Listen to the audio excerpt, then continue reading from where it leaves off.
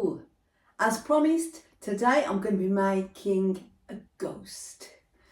It's going to be fairly quick, easy to transform something you've got like this obelisk, or I've got an alternative, and from items you've got at home. Let's get going. First thing I'm going to do is to make the ghost's head. I've got some bubble wrap bag, basically anything that you've got that you can screw up, and then paper from my Amazon deliveries. Screw it all up to make a head.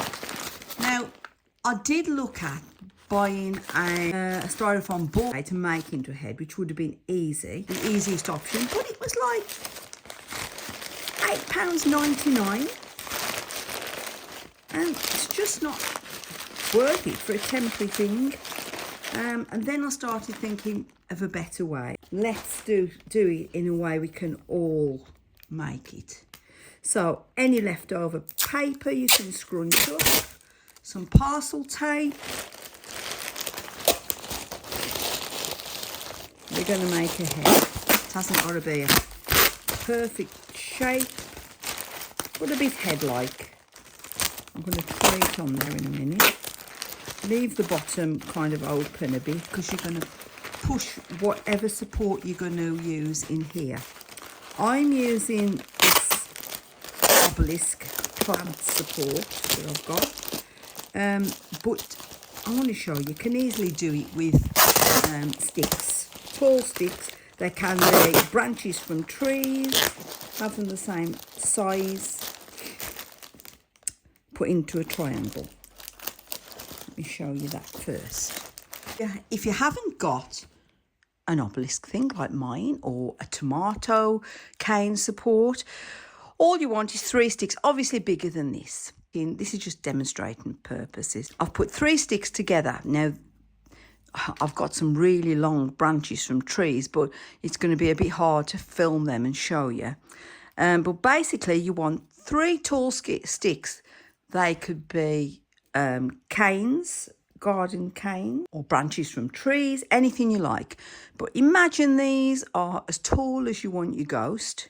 You're just going to get 3 sticks, level at the bottom. Doesn't matter about the top so much, because you're going to put your head on there, not your head, the ghost's head. And you just angle them so that they are supported like that. Dig them into the ground and start constructing your ghost on that. Very easy. Let's carry on. I want to impale this on the top of my obelisk. I'll make a little hole in the middle. Need to make it bigger.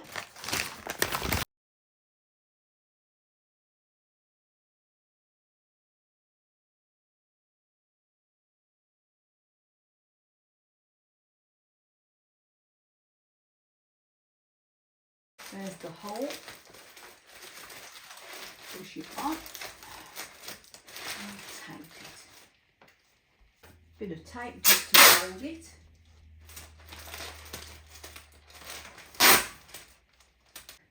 And the next bit of magic is the eyes. On the outside, I'm going to probably have a face, which you can choose to just draw a face on the outside of the sheet you're putting over it. But I want a bit more than that. I want to have some lights. I want the eyes to light up. Got a choice.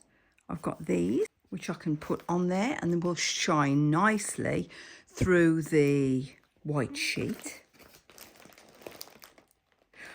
Or I've got easy to find candle, the little cheap tea lights, which may not look much in daylight. However, when you get these in your ghost at night, you'll see the little eyes shining, and you can still draw on the outside of your sheet to outline the eyes. So I'm going to do it with these, purely because this is something you're going to have And you can pick up easy from pound shop for a pack. Dollar Tree if you're in USA. But I'm going to use these. I prefer these. But you see, I'm going to light my ghost up outside anyway, from the base with a green light shining on him. So it doesn't matter, I can use those. Okay, so it's a case of deciding where your eyes are going to go and gouging. I want them level, which isn't great because this I haven't put this tape on level, so that might throw me a bit. The idea is we just make 2 holes. You can secure these with some clear tape. I'll say clear tape because I want this green to show, if when it lights up, I think that'll give a little green glow around it. We need this like we need a hole in the head, eh? Or even 2. Hello, hello. Right, let's get your other eye. Let's get the other eye in and we can tape it in. What you will need to do is put them in on the night that you're using them, switch them, take them out, switch them on, and then put a bit of tape across the edge just to hold them in place. Oh, you good looking thing, you. I need him to have arms. This is where my pool noodle comes in.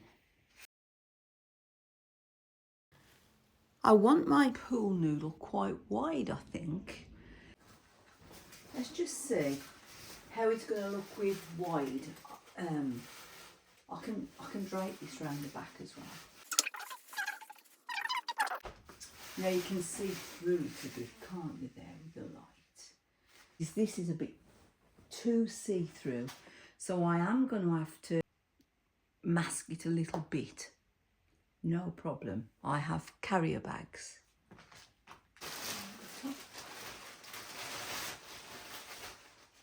I've wrapped another bag around.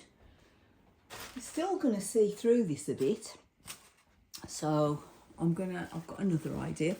I'm going to add in a piece of plant protector, a layer of that,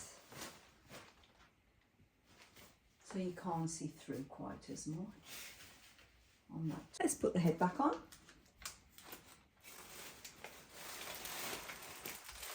Oh yes, what a handsome chappy.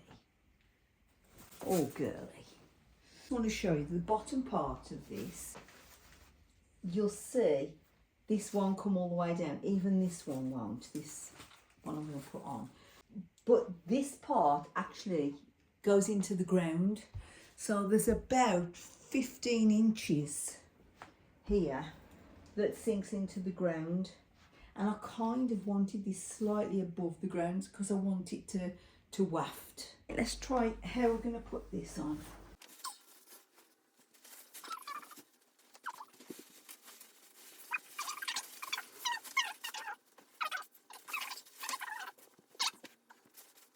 Put your hands up. Put your hands up in the air. Put your hands up in the air. That will be quite good. Ooh. Right, so I'll have to cut this off now. Ooh, we have animation going on. Right, I'm going to have to fix that, I think, into the upright position. I need to fix these arms in place to stop them from moving.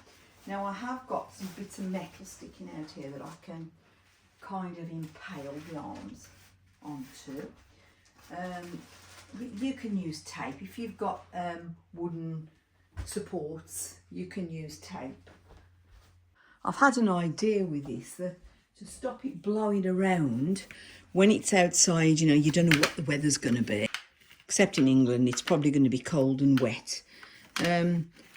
And windy, you know, we can get quite a bit of wind. So I've decided to put elastic bands on these arms so that I can tuck the sheet into it like this to hold it so that it doesn't just lift off and blow around like this. to hold it. You see, to give the idea, the bend, if you like, to give the bend here in its arm. Let me turn this that way a bit. So that should stay. Let me show you. You see from the front, you've got that. This is where the elastic's holding it. And it's just a fold over there, so it's not likely to go anywhere. And then I may put a little pin at the back here, because it can be quite windy.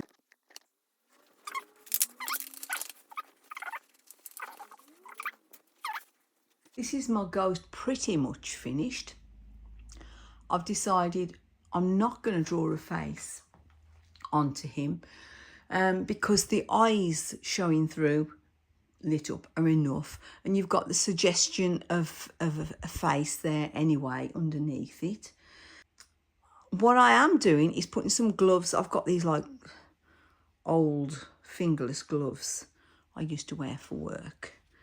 I'm going to put those underneath just to give the suggestion of a hand.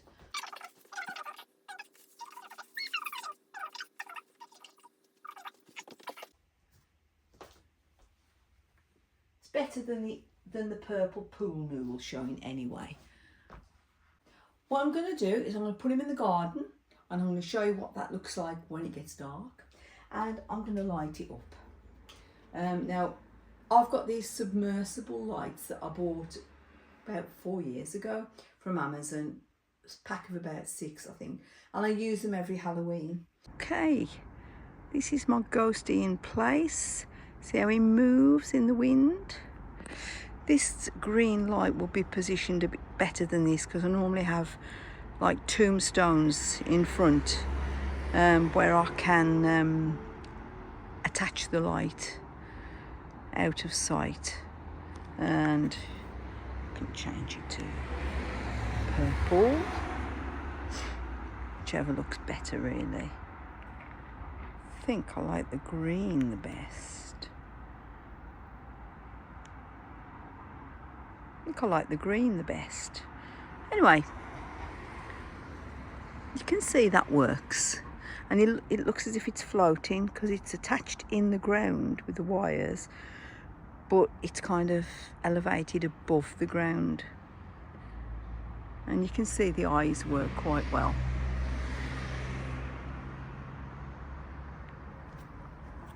Okay, happy Halloween when it comes. See you on the next one.